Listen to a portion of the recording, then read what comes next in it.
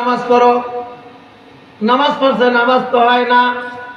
নবী কয় তাহলে এদিকে আসো, আবার নামাজ পড়ো। নামাজ তো হয় না। এবার নবী আলাইহিস সালাম নিজে দাঁড়ায় কয় সাল্লু কামা রাআইতুমুনি উসাল্লি। ও সাহাবারা, আমি মদিনার পয়গম্বরের নামাজ দেখে দেখে তোমার নামাজ ঠিক করো। এই মদিনার নামাজ যদি তোমার মধ্যে আসে, তাহলে আমার মাওলার পছন্দনীয় নামাজ জিবরাইল আলাইহিস সালাম আমাকে শিক্ষা দিয়েছে।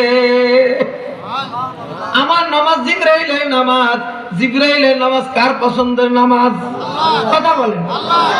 সাল্লু কামা রাআইতুমুনি, আমাকে দেখা দেখা, রাআইতুমুনি আমাকে দেখা দেখা আমি কিভাবে নামাজ পড়ি, আমার নামাজ দেখা দেখা তোমার নামাজটা কি করো?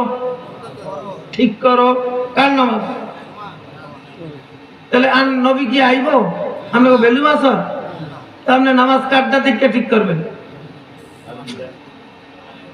আলেমেরটা এই ফায়জামা কাটটা থেকে ঠিক করবেন? এই তো দেই ল্যাব দিয়ে পড়ে।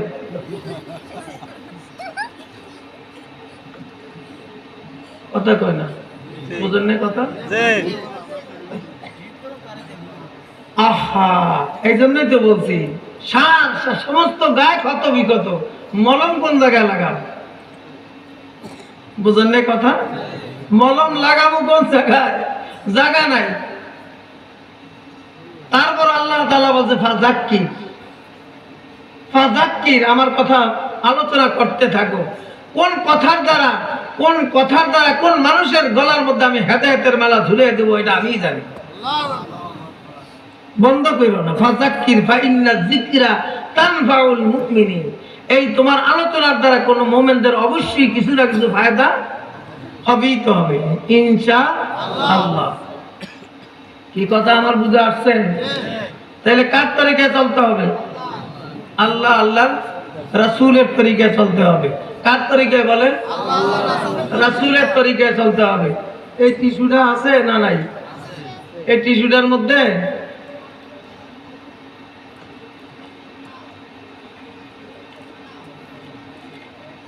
ওই তিন কোণে একটা সিল থাকে না?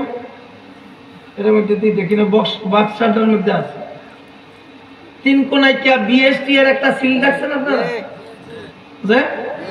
যে কোনো পণ্যের মধ্যে ওষুধ কিনেন, যা কিনেন, কি আছে? তিন কোণায় একটা কি আছে? সিল আছে। এই সিলটা হইলো সরকারি সিল। সরকার জানে যে এই মালটা আমার বাংলাদেশে আমার অর্ডার মতো কি হয়েছে, চলে। যেটার মধ্যে সিল থাকবো না, বিএসটি এর অফিসার এই মাল কি করে দেয়? কোম্পানি কি করে দেয়? বাদ করে দেয়। ঠিক কি না? বুঝেন না কথা? তাহলে কি থাকতে হইব প্রত্যেকটা মালের মধ্যে? যেরকম সিল না থাকলে এটা ডুপ্লিকেট, এটা সরকার কি করবে না, এলাও। প্রত্যেকটা আমলের মধ্যে মদিনার পয়গম্বরের সুন্নতের সিল থাকতে হবে। যে আমলের মধ্যে মদিনার পয়গম্বরের সুন্নতের সিল নাই, ওই আমল আল্লাহর কাছে কিয়ামতের মাঠে গ্রহণযোগ্য হবে না। বুঝেন না কথা? যে নামাজ পড়ে এই নামাজের মধ্যে কার সিল থাকতে হবে? নবীজির। আল্লাহর সিল থাকতে, আল্লাহর নবীর সুন্নতের সিল। আল্লাহর নবী কিভাবে নামাজ পড়ছে? নামাজ 4 রাকাতের মধ্যে ফরজ কয় রাকাত? ফরজ কয়টা? সবই তো সুন্নত। 4 রাকাত নামাজে 51টা সুন্নত। কয়টা সুন্নত? 4 রাকাত নামাজে কয়টা সুন্নত? 51টা সুন্নত। ওয়াজিব হইল 14টা, ফরজ হইল কয়টা? 13টা। ভিতরে বাইরে ফরজ কয়টা? 13টা। আর ওয়াজিব কয়টা? 14টা। আর 51টা হইল কি? সুন্নত। বুঝেন না কথা?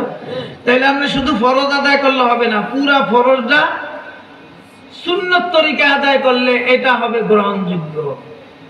বুঝে আসছে কথা? শুধু ফরজ আদায় করলে কি হবে না। আল্লাহর নবী যেইভাবে নামাজ পড়ছে ওইভাবে সুন্নত তরিকায় নামাজ পড়িয়া এই কভারের মধ্যে, টিস্যুর মধ্যে যেরকম বিএসটি এর সিল মারলে এটা গ্রহণযোগ্য হবে। আপনার আমলের মধ্যে নবীজির পয়গম্বরের সুন্নতের কি থাকতে হইব? সিল থাকতে হবে। পরন্তু সিল মারবো কে? সিল মারবো ফেরেশতারা। আপনার দরকার নেই। আপনার লাগে দুইজন আছে না নাই? এরা কারা? কেরামান